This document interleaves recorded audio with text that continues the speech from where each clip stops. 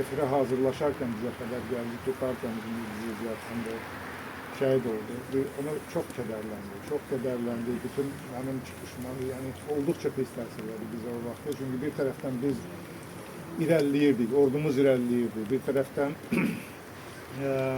30 illik işğala son qoyacağımız müharibəni aparırdıq. O bir tərəfdən də ki, yaxın yoldaşımızı bu müharibədə yetirdik. Amma onun işi Azərbaycana çox böyük xidmət, o həyatı bahasına Azərbaycana çox böyük xidmət göstərdi və bütün şəhidlərimiz kimi onun da xatirəsini biz əziz saxlayırıq, həmişə də hörmətini saxlayırıq, həmişə də adı yaddaşlarımızda qalacaq və öz fəaliyyətimizlə, bundan sonraki fəaliyyətimizlə də çalışacağıq, həmişə çalışacağıq ki, onun gördüyü Azərbaycan, onun istədiyi Azərbaycana biz qura bilək.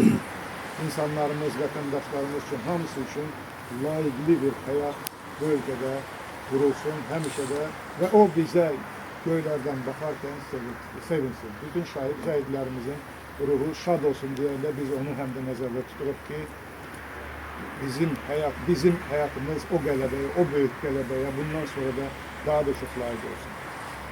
Hamıya təşəkkür edirəm və biz də öz töhfəmizi bundan sonra çalışacağıq. Allah rəhmət eləsin şəhidlərimizə, Ziyad Xanlara sahib.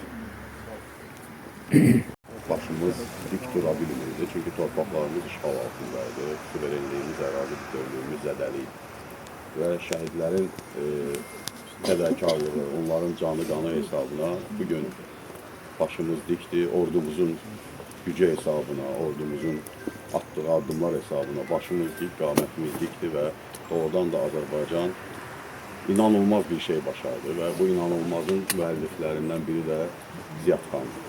Allah bütün şəhidlərimizə rəhmət eləsin. Allah onların arzuladığı, görmək istədiyi Azərbaycanı bizə nəsib eləsin inşallah.